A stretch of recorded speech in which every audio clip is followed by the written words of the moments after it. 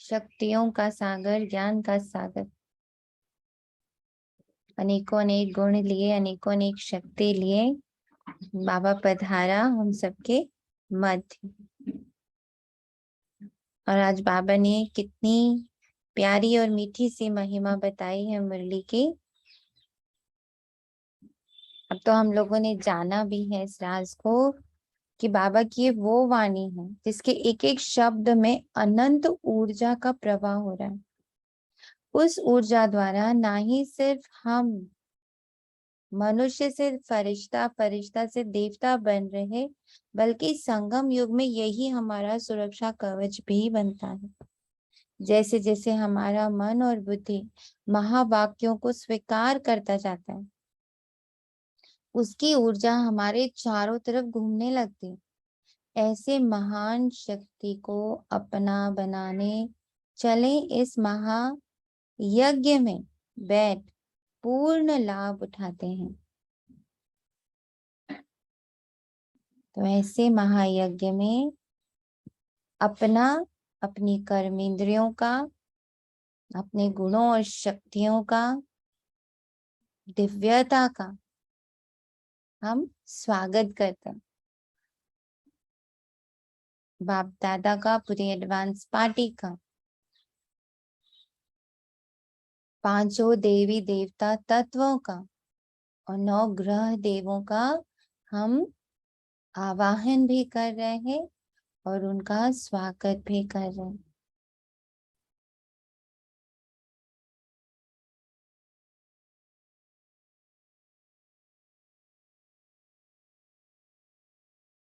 और देखिए, मधुबन से, पांडव भवन से, डायमंड हॉल,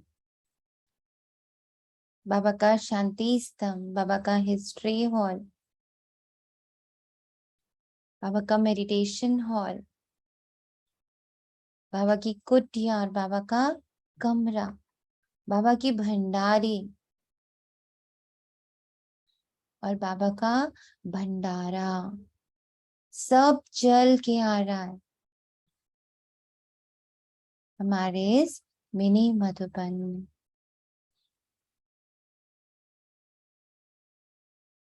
बाबा का भंडारा हमारे किचन के भंडारे को पोषित कर रहा है। बाबा की भंडारी हमारे घर की भंडारी को पोषित कर रहा है। बाबा का शांति स्तंभ इस घर में शांति की शक्ति का ऊर्जा भर रहा। बाबा का हिस्ट्री हॉल और उसमें बैठे सारे दिग्गज एडवांस पार्टी भी यहाँ आकर बैठ गए, अपने अपने अनुभवों, अपने अपनी शक्तियों, अपने अपनी विशेषताओं का प्रवाह कर रहे हैं। बाबा का कमरा यहाँ आया है चलकर अपनी गोदी हमें देने को, अपनी सर्व शक्ति, अपनी सर्व ऊर्जा हम में प्रवाहित करने को। तपस्या, त्याग, दया, करुणा, एकाग्रता, विश्व कल्याण का भाव सब यहाँ भर रहा है। और बाबा की कुटिया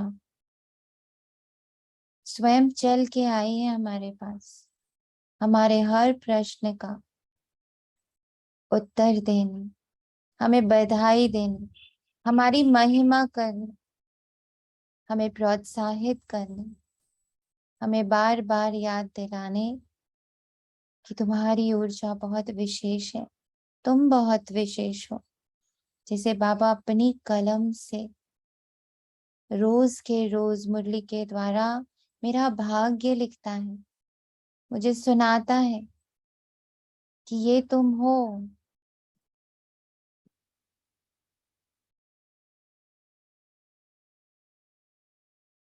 तो ऐसी अनंत ऊर्जा के मध्य में बैठे हम सभी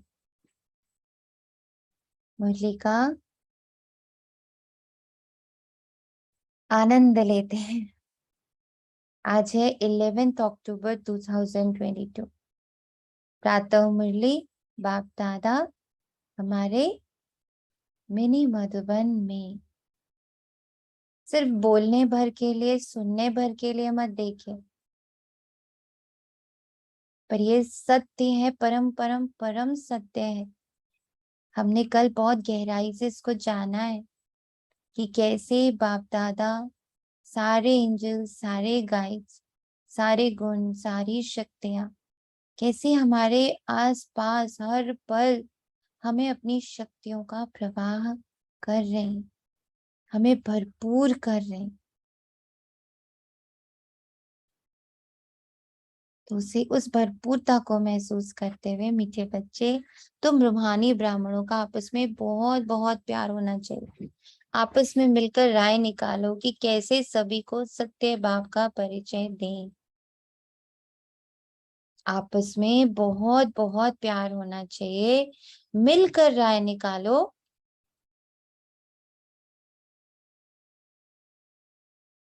कैसे सभी को सत्य बाप का परिचय दें। प्रश्न है बच्चे, किस निश्चय के आधार पर अपना भाग्य ऊंचा बना सकते हैं? तो बाबा मुझसे कहता, पहले जब बुद्धि में ये निश्चय बैठे कि यहाँ पढ़ाने वाला स्वयं परमात्मा है, उनसे ही हमें सौभाग्य लेना, तब पढ़ाई रोज पढ़ें और अपना सौभाग्य ऊंचा बना सके। आपकी श्रीमत है कि बच्चे तुम्हें किसी भी हालत में रोज पढ़ना है। अगर क्लास में नहीं आ सकते हो तो भी घर में मुरली पढ़ो। सुना? पढ़ाई का अब क्या अर्थ समझ में आया आपको, बताइए। पढ़ाई का अर्थ क्या समझ आया? पढ़ना यानी क्या? कल तो बाबा ने और गहराई से शाम को बताया। जिन्होंने शाम की क्लास अटेंड करी वो बताए क्या समझ आया पढ़ाई का अर्थ? To attend or to understand dignity. To Understand dignity. understand dignity, divinity. Yeah, of each and everything. हर चीज की। हर चीज की। और बताएं। ओम शांति। ओम शांति।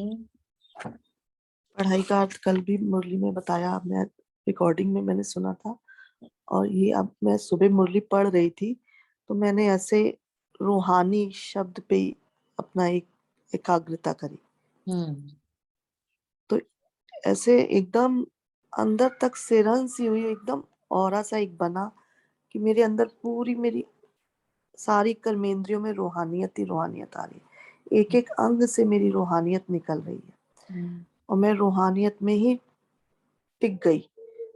और बहुत ही अच्छा अंदर से अनुभव हो रहा था कि मतलब कि अब मैं अगर एक एक वर्ड को या एक एक चीज जो भी मेरे आसपास है या आत्मा है तो उसको मैं देखूंगी तो मेरे अंदर रूहानियत और दिव्यता, तो मैं डिवाइन में टिकूंगी। अब यही प्रैक्टिस भी हो रही है और करूंगी।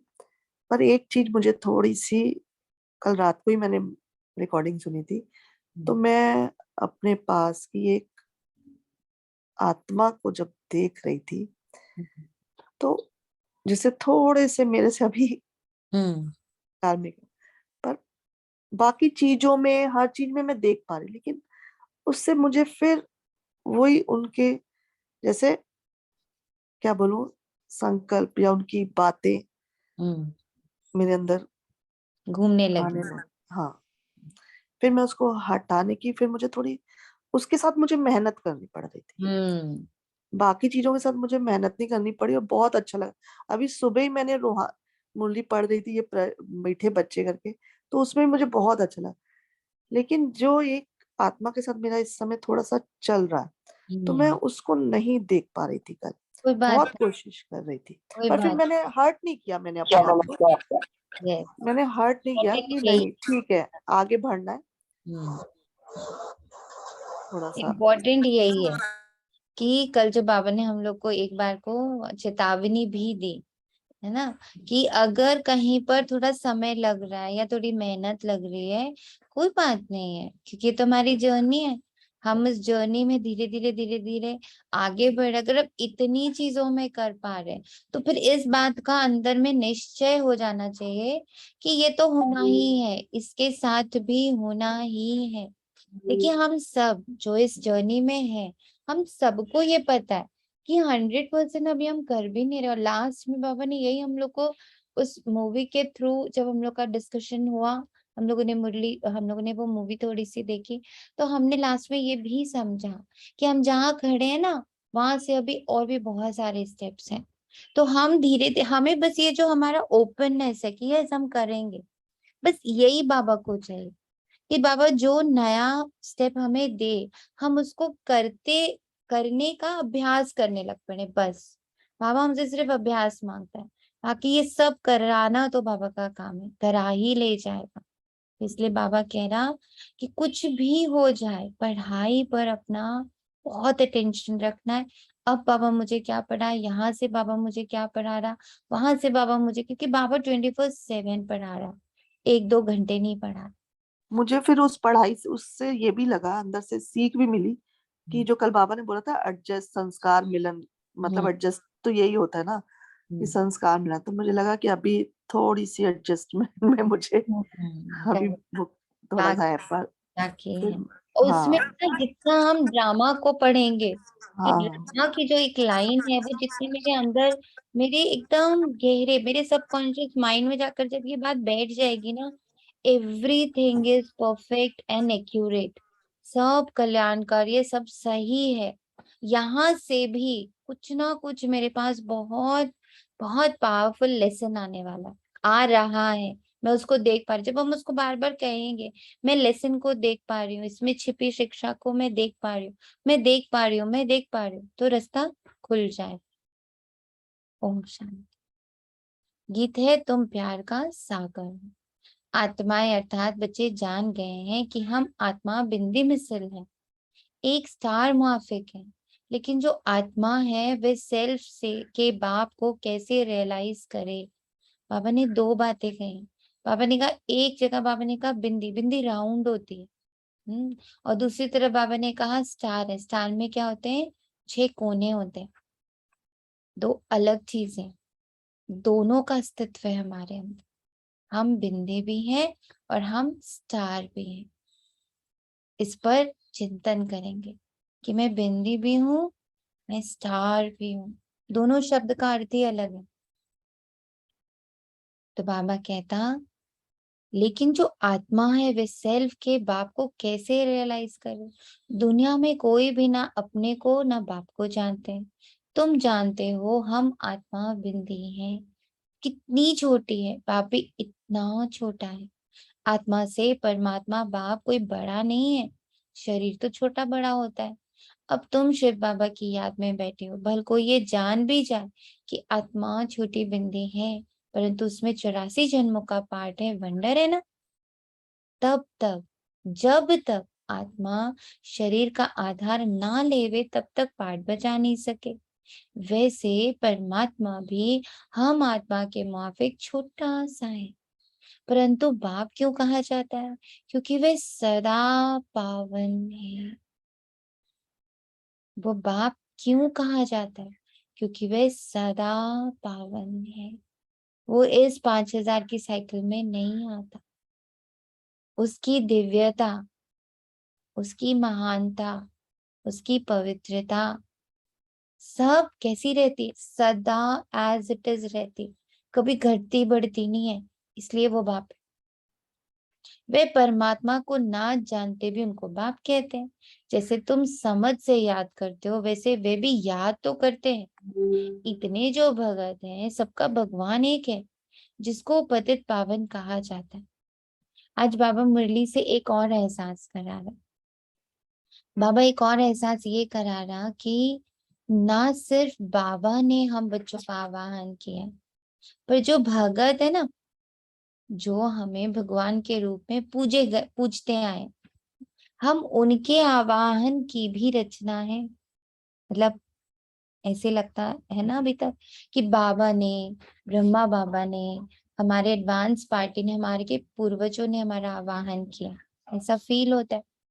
तो बाबा आज ऐसा भी महसूस करा रहा कि बच्चे, ये जो भगत है ना, जिन्होंने भगवान को तुम्हारे रूप में ही देखा, उनको भगवान पता ही नहीं कौन है ना, उनका रूप, उसका उनका स्वरूप कुछ उन्हें नहीं पता। उन्होंने तो भगवान के रूप में देवी देवताओं को पूजा है, उनके लिए माता पिता तो देवी देवता है।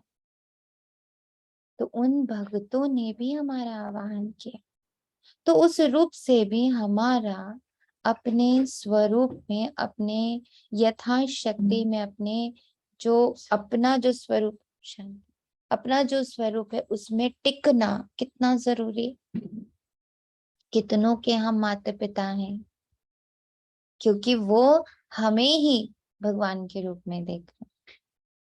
कहते हैं ना, विष्णु, आप नारायण का वो ओम जय जगदीश हरे वो वाली आरती करो, उसमें भी होता है, तुम मात पिता, हम मेरे, मैं शरण न पड़ूं किसकी।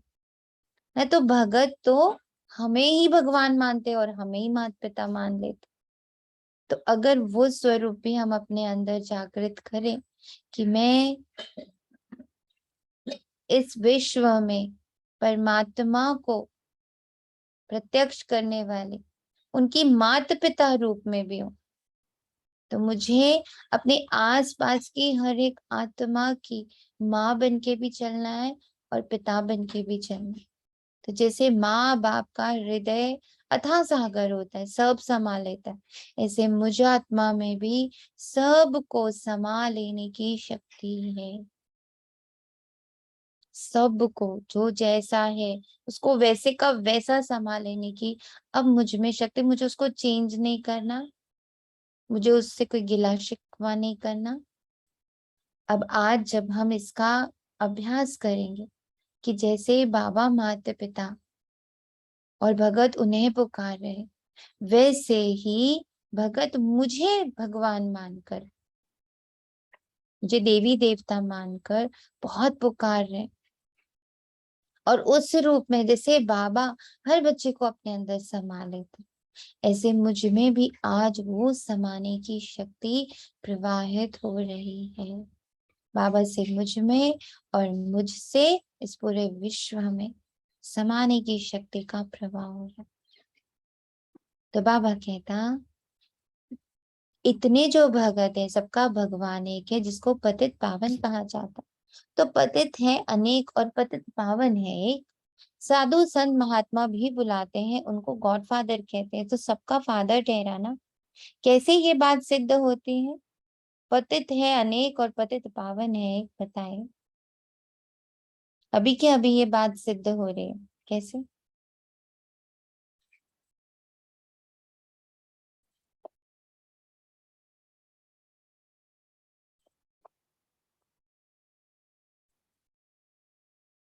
मुख खोलें बाकी बच्चे। पतित है अनेक, पतित पावन है एक। सब गुड मॉर्निंग में है या गुड नाइट हो गई सबकी? ओम शांति।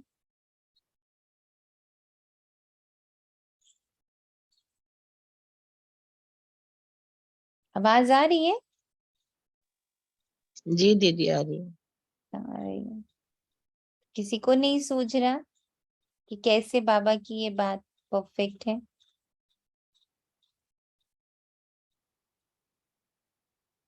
ओम शांति दी। Om Shanti. I just join it, लेकिन जो ये दो सेंटेंसेस है, मतलब एक बार बाबा ने अव्यक्त मुरली करवाई थी, तो उसमें बाबा ने ऐसे समझाया था कि लाइक जो थॉट्स है हमारे, दे आर भगत। अब मैं मतलब बाबा के साथ कंबाइंड हूँ, क्योंकि मुझे इनको भी देखना है। अगर मैं इनकी पुकार में आ गई और मैं इनके साथ ही हो चली, तो फिर मैं भगत बन गई। और अगर मैं बाबा के साथ कंबाइंड हूँ, तो दे विल लाइक एक प्यार फ्लो होगा मन के लिए, और उसको चेंज करेंगे, या फिर जो भी अभी अभी जो हमें विधि मिली है कि आप उसे हक करोगे कि तुम अलग नहीं हो, तुम मेरा क्रिएशन हो, मतलब इस टाइप से। तो ऐसे भी ले सकते हैं कि पतित पावन बाबा एक ही, सीरियसली अलग भी हुआ जाता है जब बाबा साथ होता है, तो अदरवाइज तो भक्ति बन जाते हैं। करेक्ट, सही है। जैसे बाबा ने अभी हम लोग से कहा ना कि हम लोग ही वो देवी देवताएं हैं, हम ही लोग वो शक्तियां हैं जिनका भगत आवाहन करें भगवान के रूप में ना, क्योंकि वो भगवान के रूप में देवी देवता को ही जानते हैं। तो उस रूप में देखो तो अभी हम सब पतित है ना, कोई भी अभी पावन नहीं हो रहा, कोई भी अभी देवी देवता स्वरूप में नहीं। इसलिए बाबा कहते हैं है तो सब पतित अनेक और पतित पावन एक, उन्हें बनाने वाला पावन करने वाला सिर्फ एक बाबा। साधु संत महात्मा भी बुलाते हैं उनको दीदी पढ़ाते हैं। हाँ जी। लगता है हिंड्रेंस दे रही हूँ दीदी। एक इंसिडेंट भी हुआ था मेरे साथ, लाइक स्टेयर्स नीचे जा रही थी तो मुझे बहुत जोर से चौखट लगा था एकदम कोहनी में बहुत ज्यादा। एक तो वैसी शॉकिंग बोन होती है तो मेरे से रोना ही निकल गया। तो उस रोने में मैं छोना और इनको बुला रही थी, फिर मुझे एकदम से याद आया कि ये मैं किन्हें बुला रही हूँ, और उन्होंने सुना भी नहीं क्योंकि मेरी इतनी आवाज भी नहीं निकल रही थी। मैंने कहा मैं किन्हें बुला रही हूँ, मुझे बाबा को बुलाना था। तो मैं बाबा के साथ बैठ गई। फिर मेरे को अंदर अंदर वो संकल्प चल रहे थे कि ये क्या किया, इतनी प्रैक्टिस के बाद मुझे बाबा याद नहीं आया ये वो। तो मैं ये सब कॉन्वर्सेशन सुन रही थी और मैंने बुद्धि को बोला कि रिलैक्स, अपन दोनों साथ हैं, इसे निकलने दो बाहर। तो मैंने फटाफट EFT कर दी, सारा भड़ास निकल गई। और फिर मुझे सीरियसली फील हुआ कि बाबा कैसे वर्क कर रहे हैं, एक एक चीज दिखा रहे हैं कि बाबा अब तुम्हें ये स्टेप करनी है, तुम ये कर दो, उनको निकालो बाहर, ये तो सब वेस्ट है, लेट इट गो। लेकिन मुझे पता है कि मेरी बुद्धि बहुत प्यारी है, वो मेरे साथ है, कोई बात नहीं, तो मेरे साथ हो। और फिर ये देखा कि चौखट में तो अभी तो हमने ये किया रूट चक्रा पे वर्क, फिर मुझे क्यों लगा हमारे तो सारे हिसाब क्लियर है क्योंकि हम सब ने एक दूसरे की एनर्जी एक्सचेंज की है। फिर एकदम से ख्याल आया ये भी निकालो बाहर। फिर मैंने, फिर नेक्स्ट ख्याल ये आया, मतलब नेक्स्ट थॉट ये आया कि यार उसको भी तो लग गई, चलो अपन मैं उसको भी प्यार करती हूँ। तो फिर प्यार किया, मुझे प्यार किया तो पेन भी काफी हद तक कम हो गया था। लेकिन समझ आ रहा था कि ये जो है ना, किसको हटाना है किसको रखना है, वो एक चीज देख पा रही थी। ये लगा कि कुछ नया हुआ इसमें, गुड। बहुत प्यार आ रहा था। मैंने कहा ये चीजें तो होंगी, पर ऐसा थोड़ी है कि हम एक दूसरे पे थोपते जाएंगे, क्यों क्या, ये तो होगा, चलो फ्लो के साथ चलते हैं। Very good example also. Thank you बाबा। थैंक यू बाबा। तो साधु संत महात्मा भी बुलाते हैं, उनको गॉड फादर कहते हैं। तो सबका फादर ठहराना, फादर को पतित से पावन बनाने आना पड़ता है। पावन बनने का उपाय वही बताते हैं, क्योंकि आत्मा पर पापों का बोझा चढ़ा हुआ है। हम सिर्फ लिख दें कि बी होली, परंतु ऐसे स्लोगन लगाने से कोई फायदा नहीं, क्योंकि बाहर वाले तो समझ ना सके। बाकी तुमको तो समझाया हुआ है, तुमको स्लोगन की क्या दरकार। इसका अर्थ है पवित्र बनो, बाबा को याद करो। जब तक किसी को समझाया नहीं जाए तब तक कुछ समझ में ही नहीं आ सकता। योग में रहने से पवित्र बन सकते हैं, कहते हैं हिज होलीनेस, ये पवित्रता का टाइटल है। सन्यासियों को होली कहते हैं क्योंकि विकार में नहीं जाते, भले वे पवित्र रहते हैं, ब्रह्म को याद करते हैं, परंतु जन्म विकारियों के पास लेना पड़ता है। तुमको तो कहा जाता है पवित्र रहो और शिव बाबा को याद करो। सन्यासी अपने को कर्म सन्यासी कहलाते, परंतु कर्म का सन्यास होता नहीं। कर्म सन्यास तब हो जब देह ना हो।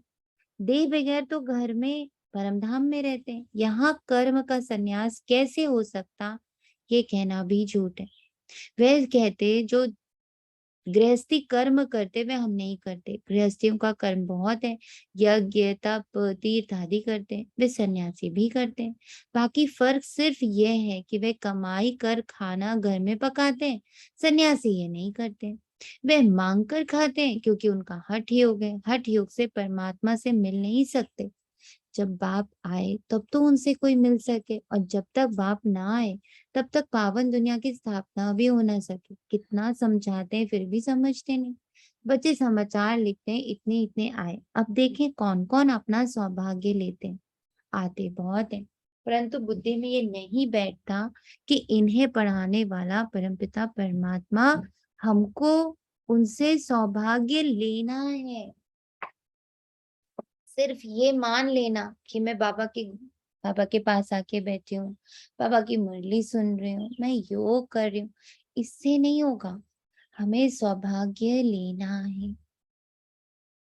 कितनी बड़ी बात है ना, बाबा से सौभाग्य हम ले रहे हैं। बाप रजिस्टर भी देखते हैं, कोई मास में 8-10 दिन भी आते हैं, कोई नहीं भी आते हैं, वह नहीं लिखते।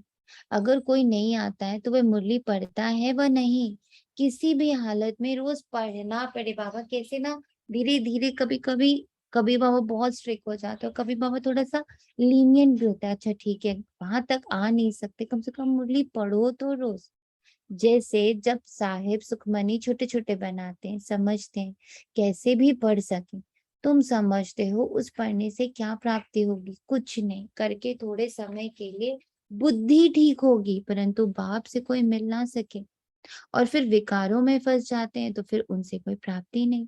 कहते हैं विनाश काले विपरीत बुद्धि बरोबर। अब विनाश का समय है और कोई भी परमात्मा को नहीं जानते। कितना इम्पोर्टेंट है कि जो पढ़ा उसे बुद्धि में बिठा कर रखना, उसके साथ उसका अभ्यास करना। अगर नहीं कर रहे तो हम भी हठ योगी ही हैं। बाबा जब हठ योगी की बात करता है, बाबा सन्यासियों की बात करता है, बाबा अलग धर्मों की बात करता है, बाबा उंगली हमारी तरफ ही कर रहा होता है। हमें कभी भी ना लगे कि जब बाबा ये सब कह रहा है तो बाबा तो बाहर वालों के लिए कह। हम भी तो हठ योगी बनकर हाँ मुरली पढ़ लेते हैं, चलो मुरली का टाइम है, मुरली पढ़ना जरूरी है, पर उसको दिन भर अपने कार्य में कितना लगाया, महावाक्य के औरा में मैं कितना रही, मैंने कितना बाबा के एक एक श्रीमत को, जो आज बाबा ने दी है श्रीमत कि बच्ची पढ़ाई जरूरी है, बुद्धि पे निश्चय जरूरी है ना, निश्चय के लिए धैर्यता बहुत जरूरी है, समाने की शक्ति बहुत जरूरी है। जैसे मैं माता पिता हूँ, वैसे तुम मेरे सारे रिप्रेजेंटेटिव्स, मास्टर माता पिता हो। जैसे मैं सब कुछ समा रहा हूँ, सब कुछ मुझ में समाया, ऐसे ही तुम में भी सब समाये हो। तुम सबको समा लेने की शक्ति अपने अंदर फील करो, वही शक्ति मैं तुम्हारे अंदर भर रहा हूं। समा लेना, सहन कर लेना, और उन्हें फिर भी बहुत बहुत बहुत दुआ देना, जैसे गुलाब का फूल करता है। गुलाब के फूल को मस लो, निचोड़ दो, सुखा दो, कुछ भी कर दो, वो सिर्फ खुशबू ही दे रहा होता है। बाबा की ऐसी ही आश हम बच्चों से, तो मैं उस पर निरंतर वर्क करूं ना, विकार में नहीं फंस जाना। बुद्धि बाबा के पास टिकी हुई होनी चाहिए। ऐसा ना हो कि जितनी देर पढ़ाई करी बस बुद्धि बड़ी अच्छी हो, उसका असर हो पूरे दिन।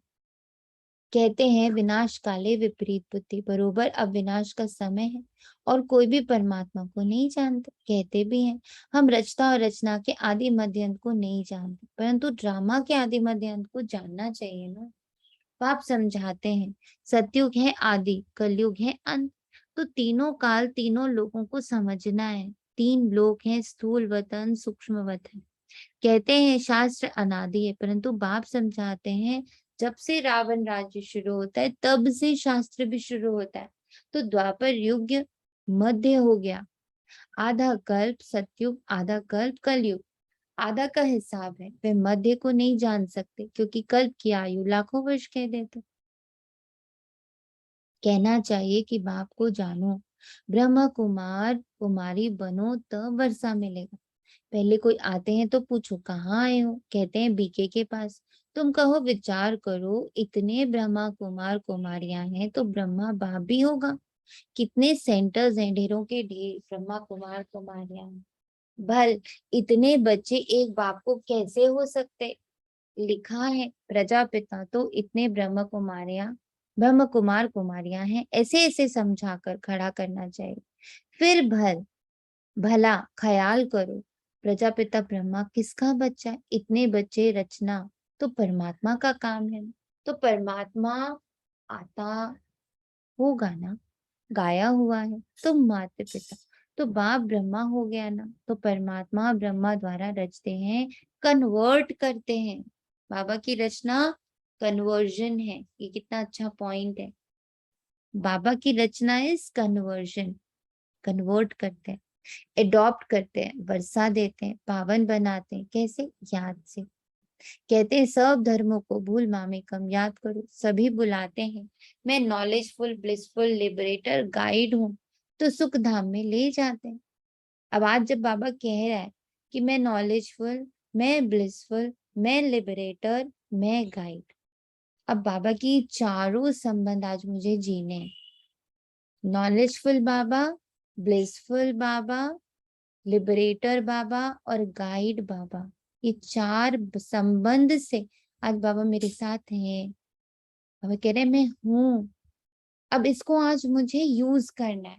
एज अ लिबरेटर बाबा ने मुझे कहाँ कहाँ से मुक्त किया, कैसे बाबा मुझे मुक्त कर रहा है। एज अ गाइड बाबा कहाँ कहाँ मुझे गाइड कर रहा है, बार बार मुझे बता रहे बच्चे ऐसे नहीं ऐसे कर। तो बाबा गाइड बनकर आज मेरे साथ, बाबा ब्लिसफुल बन के मेरे साथ है। हर पल मुझे आनंद की अनुभूति कराने के लिए वो है। आज आनंद मेरे साथ है।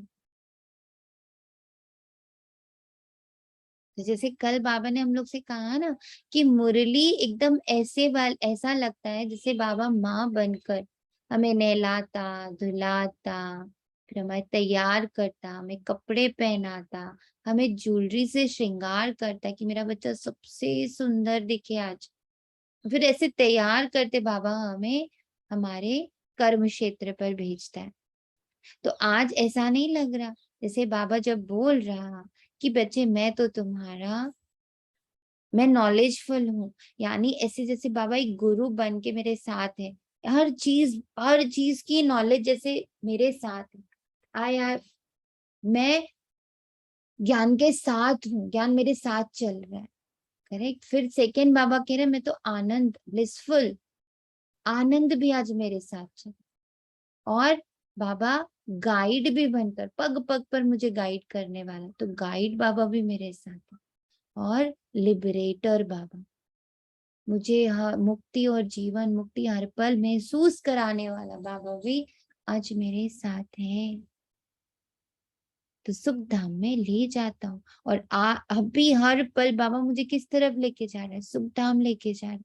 अब इसका एहसास बुद्धि में टिक जाए, भले जाए आ जाए कोई बात नहीं, घबराना नहीं, पर बार बार ये एहसास आए कि बाबा इन चार, जैसे ना चार कंधे दिए हैं बाबा ने आज मुझे, और बाबा अपनी डोली में बिठा कर मुझे सुख धाम ले चल रहा है। पल पल मेरा हर कदम, मेरी हर श्वास मुझे सुख धाम लेके जा रही है। कितना सुंदर अनुभव। इसको कहा कि ये इसकी ऊर्जा मैंने ले ली, नॉलेजफुल शब्द की ऊर्जा मैंने ले ली, ब्लिसफुल शब्द की ऊर्जा मैंने ले ली, लिबरेटर शब्द की, गाइड शब्द की, सुखधाम शब्द की, इन सब की ऊर्जा मैंने धारण कर ली। ये है मुरली को पी लेना, जरूरी है पीना। सुख कहाँ है? सुख धाम में। अभी बाप ले जाते हैं शांति धाम में, फिर आते हैं सुख धाम में। ये बातें कैसे याद करें? रोज रोज बोलते रहे, औरों को समझाते रहे, तो पॉइंट्स बुद्धि में आती रहती है। देखो बाबा इसका भी युक्ति बता रहे हैं कि मैं रोज रोज बोलता हूँ ना, तो धीरे धीरे पॉइंट्स बुद्धि में टिकने लगती हैं, फिर बुद्धि से अपने आप ये पॉइंट्स आती भी हैं। कैसे बाबा हमारे साथ वर्क कर रहा है, देखो कितना अच्छा है। जब किसी को समझाओ तो उनसे लिखा लेना चाहिए, परमात्मा जो आत्माओं का पिता है उनकी एड्रेस लिखानी चाहिए कि बाप शिव है तो बाप से वर्षा लेंगे। तो मेहनत करनी चाहिए, परंतु मेहनत करे कौन?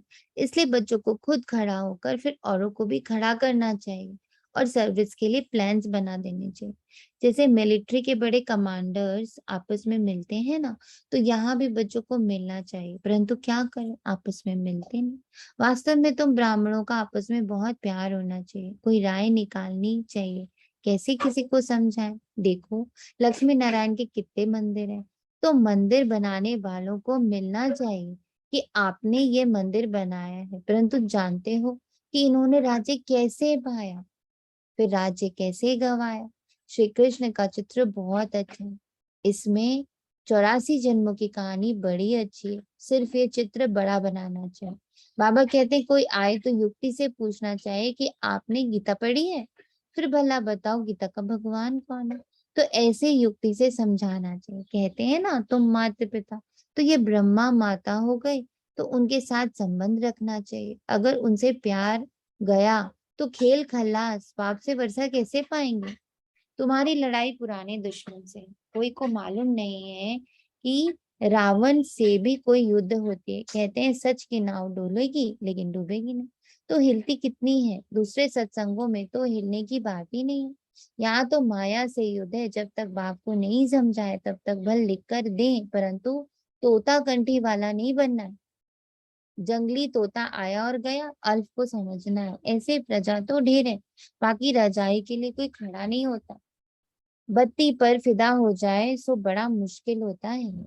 अच्छा, मीठे मीठे सिखिलते बच्चों प्रति माता पिता बाप दादा का याद प्यार और गुड मॉर्निंग।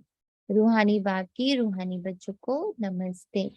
हम रूहानी बच्चों की रूहानी हम रूहानी बच्चों के रूहानी याद बाप और दादा को नमस्कार और शुक्रिया बाबा, शुक्रिया। रात्रि क्लास। तुम बच्चों को बाप का डायरेक्शन मिला हुआ है कि बच्चे बाप को याद करो। बच्चे कहते हैं बाबा फुर्सत नहीं मिलती। अब फुर्सत कहाँ चली जाती है। जरूर माया तुम्हारा समय ले लेती है। माया भी जबरदस्ती की है जो तुमको बाप को याद करने की फुर्सत ही नहीं देती। तब तो कहते हो बाबा सारे दिन में आधा घंटा 20 मिनट याद में रहे। कोई मुश्किल ही सारे दिन में 2 घंटा बाप को याद करते होंगे। जो समझते हैं हम 2 घंटा याद करते हैं वे हाथ उठा।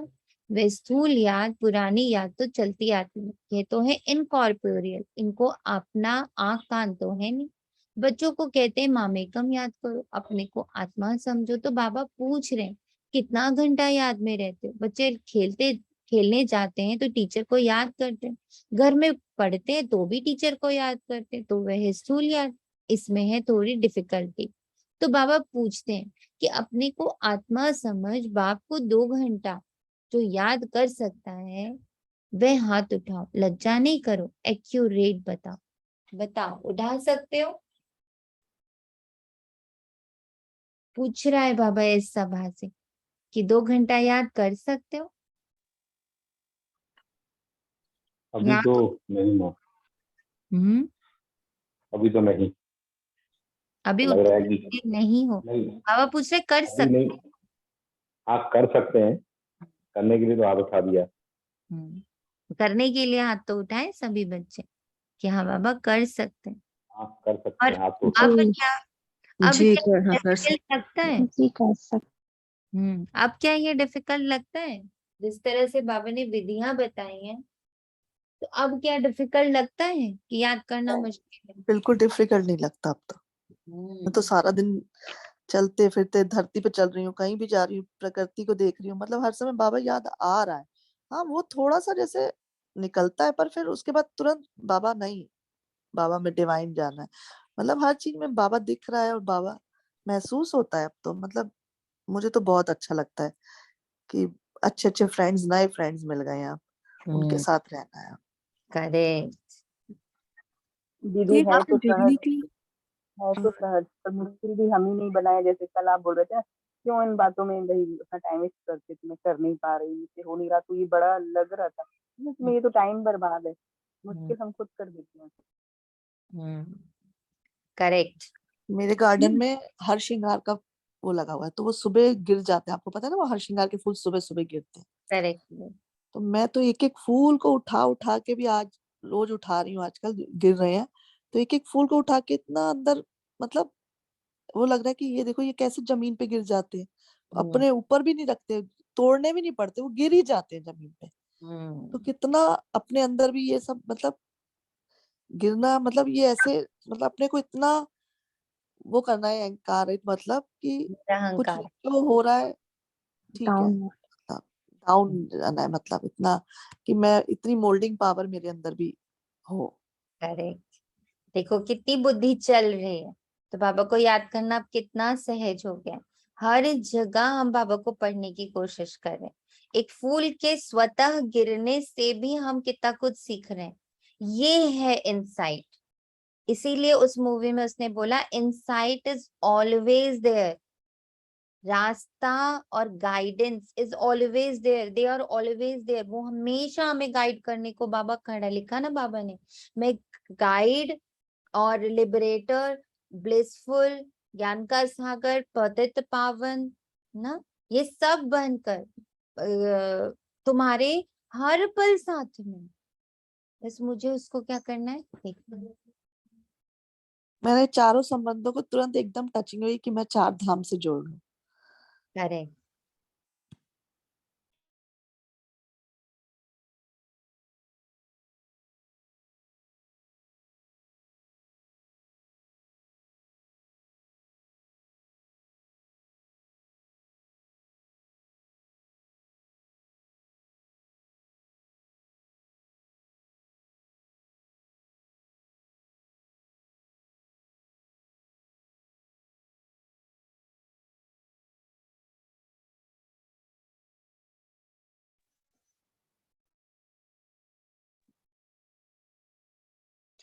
तुम यहाँ बैठते हो, बाबा मुरली चलाते हैं, तो बुद्धि दूसरी तरफ चली जाती है ना, इतना बुद्धि में धारण भी नहीं होता है। जैसे यहाँ सुबह में 1 घंटा बाबा समझाते हैं, तो क्या वह 1 घंटा बाबा को याद करते हो, या बुद्धि बाहर में चली जाती है? बरोबर नंबर वार पुरुषार्थ अनुसार बुद्धि कहाँ ना कहाँ चली जाती है, सारा नहीं सुनते।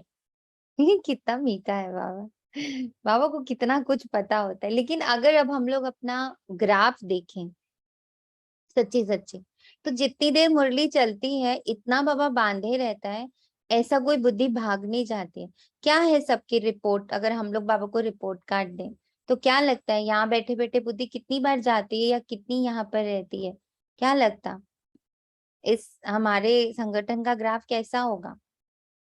50-50 होगा, 70-30 होगा, क्या होगा? कि जितनी देर मुरली चल रही होती है बुद्धि कहाँ होती है हमारी? मेरा तो ग्राफ ऐसा मुझे अभी लग रहा है कि 80-20 होगा बस।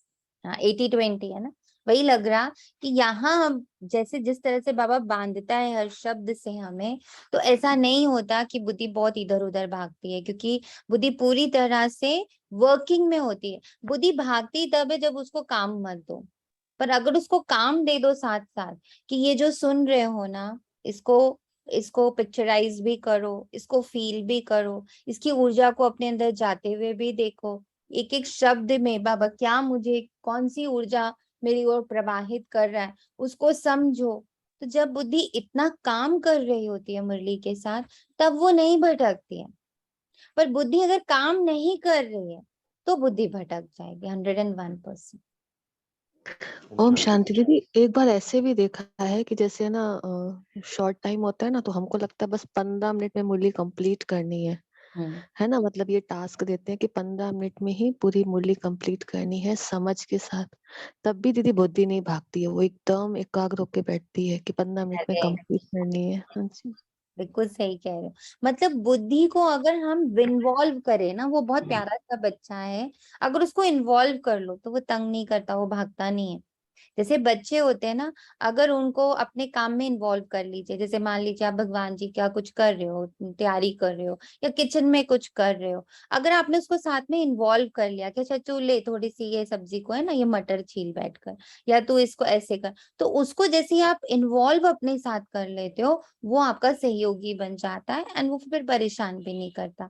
हमारे मन और बुद्धि भी ऐसे ही, if we involve them with us, हम बुद्धि को बोले कि भाई देखो पिक्चराइज करो साथ साथ, हाँ मन को बोले देखो तुम ग्रास्प करो अच्छे अच्छे जो भी इमोशंस हैं इस मुरली में, उसको एब्जॉर्ब करो अपने अंदर जल्दी जल्दी।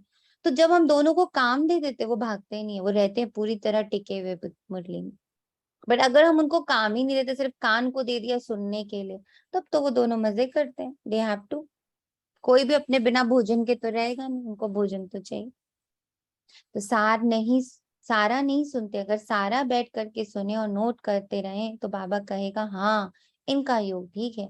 तो सुनते समय अटेंशन देना है और पॉइंट्स पूरा लिखना है। अगर लिंक टूटेगा तो पॉइंट भूल जाएगी। आप समझाते हैं बच्चे, हार्ट फेल का मौत बहुत मीठा मौत है, इसमें तेरा मेरा फेरा कुछ भी नहीं है। बैठे बैठे ये गिरा, बेहोश हुआ, कल्लास, बस फिर होश में आए ही नहीं। ये बहुत अच्छा मौत है। बाकी मनुष्य तो रोते पिटते हैं और तुम तो खुश होंगे। अरे वाह, इनका मौत बड़ा सहज हुआ, इनको कोई दुख ही नहीं हुआ।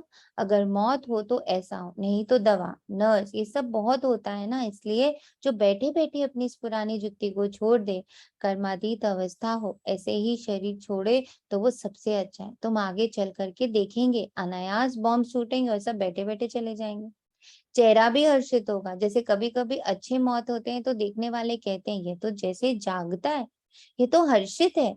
ऐसे तो कोई कह नहीं सकेंगे कि ये मर गया है। आत्मा हर्षित होके जाती है ना, तो आत्मा में अगर हर्षित बना होगा तो चेहरे पर बाहर से दिखाई तो पड़ेगा ना। आत्मा कोई खत्म तो नहीं होती है, आत्मा शरीर छोड़ती है तो बड़ी खुशी से ये शरीर हंसते हुए छोड़ देगी। इसको कहा जाता है कर्मातीत अवस्था। वही इतना उच्च गाए जाते हैं। तुम बच्चों को ऐसे ही जाना है, शरीर की कोई परवाह नहीं और दूसरी कोई चीज याद ही नहीं आवे। इसको कहेंगे सबसे मीठा आप ही शरीर छोड़ना। इसलिए सर्प का मिसाल भी देते हैं। सतयुग में ऐसे होता है, जो खुशी से शरीर छोड़ते हैं तो प्रैक्टिस यहाँ से होगी, पीछे पे प्रैक्टिस चलती रहेगी। तुम बच्चे बाप को कितना प्यार से याद करते हो। अंग्रेजी में कहा जाता है मोस्ट बिलोवेड, परम प्रिय, बहुत मीठा। लोगों को तो परम प्रिय, मोस्ट बिलोवेड कह नहीं सकते। बाप कहते हैं बच्चे मैं तुम्हारा बाप भी हूँ, टीचर भी हूँ, गुरु भी हूँ। लो अब और 3 संबंध से आ गया बाप। तुम कभी टीचर को भूलो तो बाप को याद कर सकते हो। बाबा गाइड है, गाइड को पंडा भी कहा जाता है। वे दुख से लिबरेट करने वाला, शांति धाम में ले जाने वाला, उसके पीछे है सुख धाम। तो बाबा ने जो आज गाइड बोला वो किसका गाइड है? सुख धाम ले जाने का गाइड है। लिबरेटर बोला, किसका लिबरेटर है? दुख से लिबरेट करने आया। तो तुमको ये ज्ञान घास मिलती है, फिर इसको विचार सागर मंथन करते रहो। जैसे गाय का मुख चलता रहता है, तुम्हारा मुख तो चलने की दरकार ही नहीं है, बाकी अंदर में सब कुछ याद करना। जैसे तुम हो ऐसे हम हैं। हमको तो और भी कम घंटे मिलते हैं क्योंकि हमारा बुद्धि योग बाहर में पहुंच जाता है। कभी कोई की चिट्ठी आई, फलाने की खिटपिट है, ये है वे है, तो सारा दिन उस तरफ बुद्धि जाती है। परंतु शायद बच्चों से जास्ती बाबा को सहज है, क्योंकि बगल में साथ में रहता है ना। जब बाबा भोजन खाने के लिए बैठते हैं तो सोचते हैं अच्छा मैं बाबा को याद करता हूँ। 2-3 मिनट याद रहती, फिर भूल जाता हूँ। याद हवा मुआफिक उड़ जाती है। बच्चे ट्राई करके देखो, सहज होते भी याद में टाइम तो लगता है ना। अच्छा, मीठे मीठे से खिलदे रूहानी बच्चों प्रति, रूहानी बाप व दादा का दिल व जान, सिख व प्रेम से याद, प्यार और गुड नाइट। मीठे मीठे से खिलदे रूहानी बच्चों प्रति, रूहानी बाप की नमस्ते। हम रूहानी बच्चों की रूहानी बच्चों की रूहानी बाप रूहानी दादा को माता पिता की दिल मोड़ा व जान से सिख व प्रेम से याद, प्यार और गुड मॉर्निंग। शुक्रिया खाना है। आपस में बहुत प्यार से रहना, मिलकर राय निकालने की किस युक्ति से हर एक तक बाप का संदेश पहुंचाए। ये विनाश का समय है, इसलिए एक बाप से सच्ची प्रीत रखनी है। योग से आत्मा को पावन बनाना है। वरदान है स्वराज्य के साथ बेहद के वैराग्य वृत्ति को धारण करने वाले सच्चे सच्चे राज ऋषि भव। एक तरफ राज्य, दूसरी तरफ ऋषि, अर्थात बेहद के वैरागी।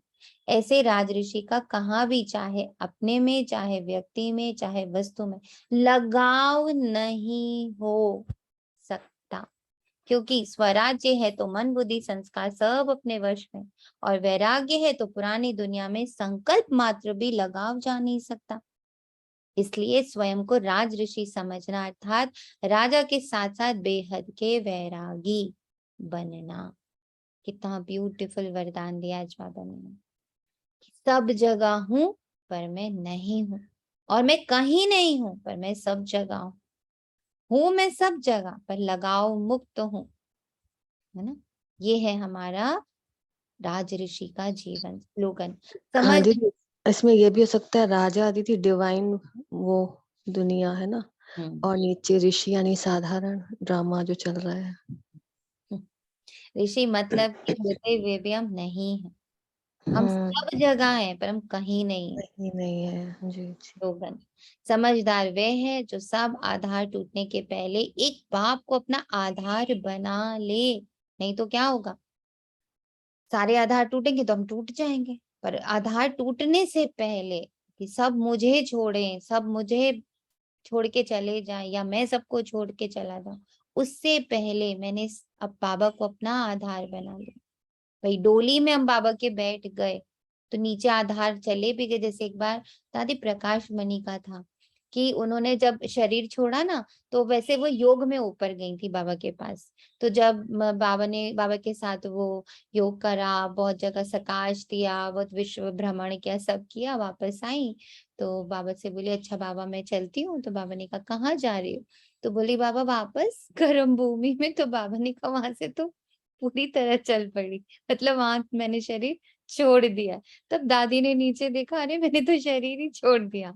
तो वैसी हमारी हालत कि हम इतना बाबा के साथ हैं कि कब मैंने शरीर छोड़ दिया मैं तो पता ही नहीं चला। वहां तक पहुंचना है। अच्छा जी, ओम शांति। शुक्रिया बाबा, तेरा तुझको अर्पण है मेरे बाबा।